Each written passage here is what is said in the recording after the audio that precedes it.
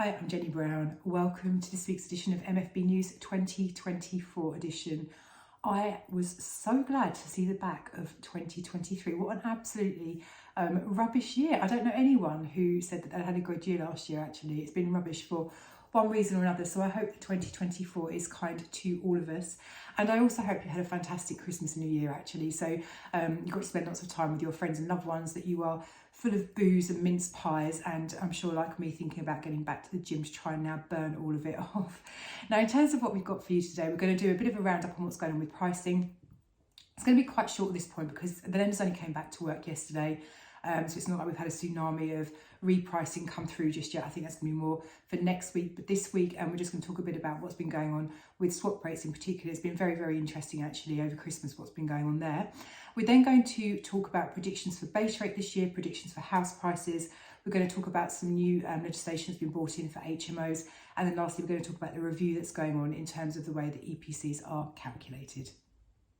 Okay, so if we cast our minds back to our last episode of MFB News, which was kind of mid-December, swap rates had just ticked under 4% and I was really, really happy. We then had the inflation news come out, that inflation was at 4.2% for November, and the markets reacted incredibly well to this. So actually what we saw is swap rates ease down even further. So before Christmas and over the Christmas period, as an example, 5-year swap rates had gone down to between 3.3% to 3.4%. So this shows real confidence in the market in terms of where things are headed, the expectation that base rate will actually start to come down at some point next year. Now, more on that to follow, but actually just to kind of update you on where swap rates are. So as of 11 o'clock last night, 2-year swap rates 4.037. 1 month ago, they were 4.657. And actually 1 year ago, 4.319. So a step down of circa 0.6% month on month. So really, really encouraging. Very similar story for 5-year fixed rates as of 11 o'clock last night, 3.405. 1 month ago, 4.111. So you can see again a step down of circa 0.7%. Now this happened really very, very close to Christmas. You remember the inflation news came out around the 20th. So what the lenders didn't do is drop their rates at that point instantly. We saw a couple of lenders reprice, but actually most lenders took the view of it's Christmas. We have very limited staff working over that period. If we drop our rates down, what we don't want to be is flooded with applications. Let's just hold off until the new year, come back to work after Christmas break, have a look at where the pricing is and release some new rates accordingly. So on that basis, what we are expecting to see is a round of rate reductions in the next week or two. Are you going to see the kind of full impact of swap rates coming down? I suspect not, if I'm brutally honest. So what I mean by this is that, you know, if we look at 5-year swap rates, which are down month on month by circa 0.7%, I'm not expecting lenders to slash their rates by 0.7, because at the moment what lenders are doing is running on very, very thin margins, i.e. the money they make per pound of mortgage lending is very, very skinny. And they've done that to try and drive down their sort of mortgage lending rates to try and help out borrowers. So what I suspect we're going to see is a reduction in pricing, but it's not going to be quite that large, because what lenders are going to be looking to do is try and kind of keep some back so they've got a sort of more profitable deal on the table.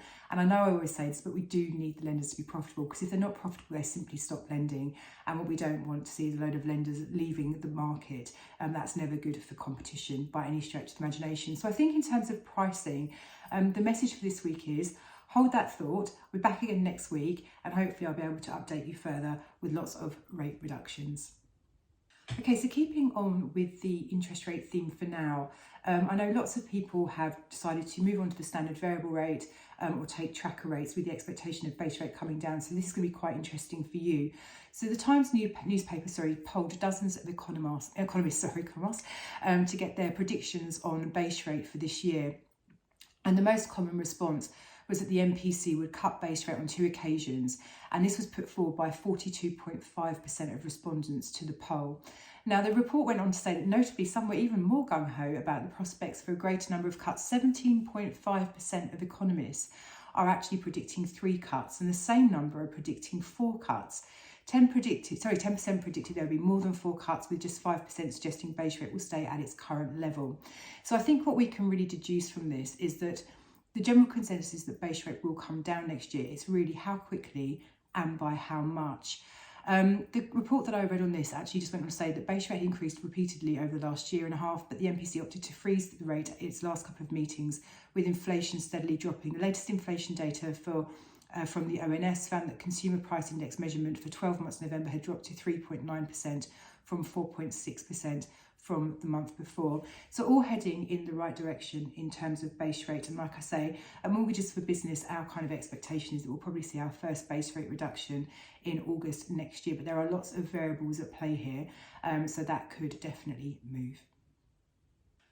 House prices now. So for those of you who are thinking about investing in 2024, this is probably most relevant for you. So the Halifax and Nationwide have now published their predictions for the housing market in 2024. And I think, you know, they're such reputable household names that people really do sort of pay attention to what these guys have to say. So first of all, the Halifax have said that they are expecting house prices to decline by between 2% and 4% in 2024, following a reduction of just 1% in 2023. And I know people sort of say, well, how is that possible? Because all we've heard about is house prices going down. But don't forget the house prices increased at the start of the year and then started coming down. So spread across the whole 12-month period, it was a 1% reduction. So they're expecting prices to come down by between 2 and 4%. The Nationwide are slightly more optimistic, I would say. They are indicating that a rapid rebound in house prices are unlikely in 2024, but their expectations are that prices will see low single-digit decline or remain broadly flat next year. So these guys are kind of saying it could actually be a 0% growth. Now, I think some metrics are quite interesting for you. So today, the UK average house price, according to Halifax, stands at £283,615, which is a fall of £2,713 from 1 year ago. Now, actually, I think this is probably the thing that I'm most interested in telling you. So prices are still £44,439 or 18.6% higher than the pandemic, and have actually increased by 59% over the last decade. So for those of you who are thinking about investing but thinking, well, I don't really fancy buying a property and see it decrease by, 4% within the first 12 months, I think what you really do need to do is take a kind of broader view on the market. And any investment comes with some level of risk. It can go up and down. But actually, over time, and when we look over the history of the housing market for as long as it's been tracked, house prices, always continue to grow over a longer period. So my kind of view on this would be that actually, sure, if you buy a property at the moment, you may see it decline, but also you're going to pay less for it today than you would have done last year, so 12 months ago, which is fantastic news.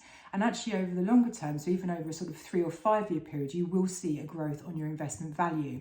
So while naturally when you hear about house prices going down and or being predicted to go down, the initial response is to think, oh, I think I'm going to hold off investing. Actually, this could be the perfect opportunity to get in there, secure a really fantastic price, and then watch the property grow in value over the longer term period.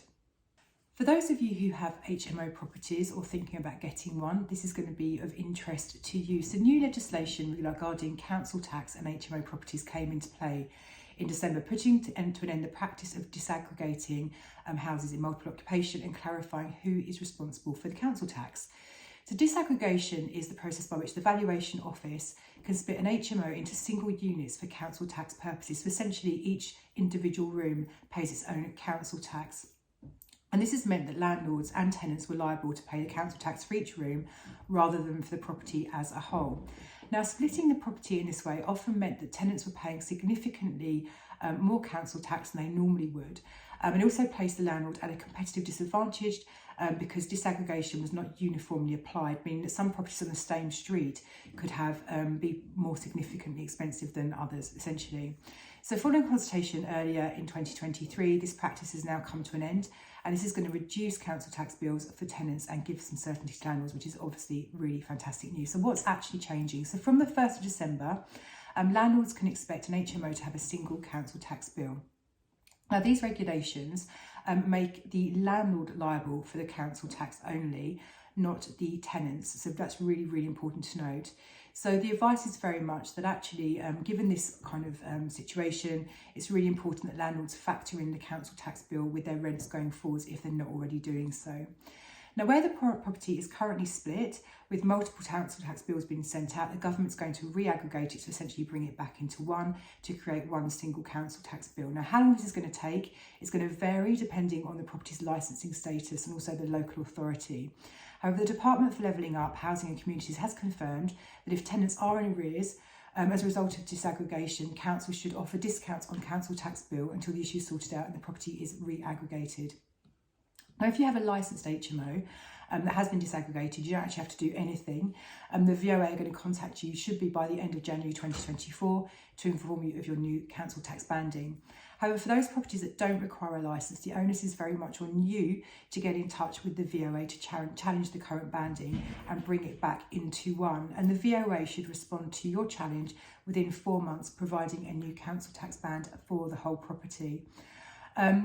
Just for those of you who are based in Wales, if any of you in Wales are watching this, as the council tax has devolved, this legislation will not apply to you guys and properties will remain as such. Now, there are campaigners saying this is unfair and actually Wales should have the same principle in place, so they're lobbying this, but at the moment, if you're in Wales, this doesn't apply to you. But actually, I feel this is a really, really positive step for landlords and tenants. The government has launched a public consultation on a radical new UK home energy rating system to replace the long-standing standard assessment procedure, or as it's also affectionately known, the SAP rating.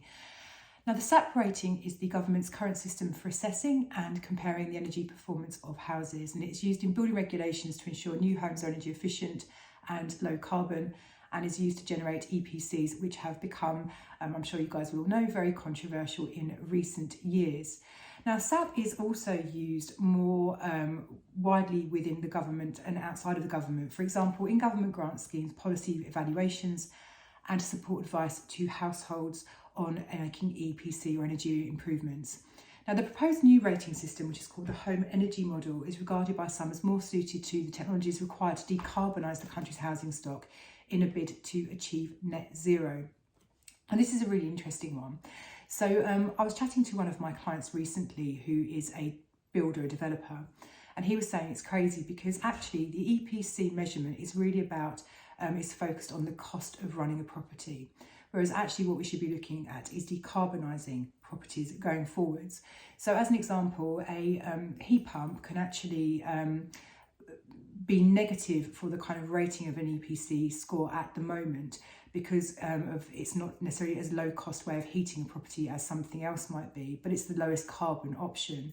So it's very, very interesting to see that actually we're moving our attentions or potentially moving our attentions away from simple cost saving energy changes to actually decarbonising. Now, a statement from the BRE says that the home energy model is better suited to green technologies such as heat pumps, storage technologies and smart control devices. Now, the consultation is getting started and it's going to close on the 6th of March 2024, and you will be able to view the government consultation online should you wish to do so. But I think in terms of kind of a really positive step forward in terms of how EPCs and property efficiencies are assessed, this is going to be really, really fantastic. And that's everything for this week. So not a bad start to 2024, all things considered. If you have any questions, you know we'd love to speak to you, or you can email us as well. So our phone number 0345 345 6788, or you can email us inquiries@mortgagesforbusiness.co.uk. I hope your first week of 2024 is incredibly kind and peaceful, and I shall catch you again same time next week, hopefully with lots of lovely new lender rates.